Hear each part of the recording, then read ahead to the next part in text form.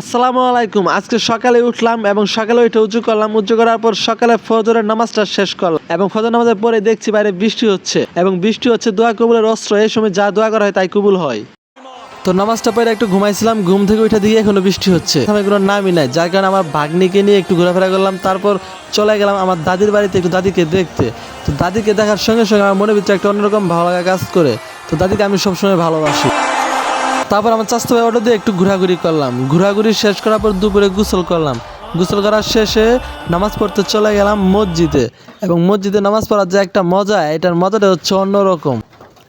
তারপর নামাজ পড়ার শেষে মসজিদ থেকে বের হয়ে দুপুরের খাওয়া দাওয়া করলাম বাড়িতে এসে এবং খাওয়া দাওয়া শেষে একটা ঘুম দিছিলাম। ঘুম থেকে উঠে দেখি 4:15 বাজে, আসর নামাজের সময় হয়ে গেছে। তার জন্য চলে গেলাম মসজিদে আসর নামাজ আদায় করার জন্যে।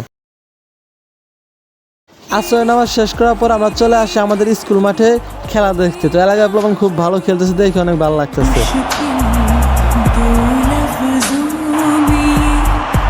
সর্বশেষ সন্ধ্যা হয়ে গেছে, রাতে আমার ক্যামেরায় নিতে পারবো না।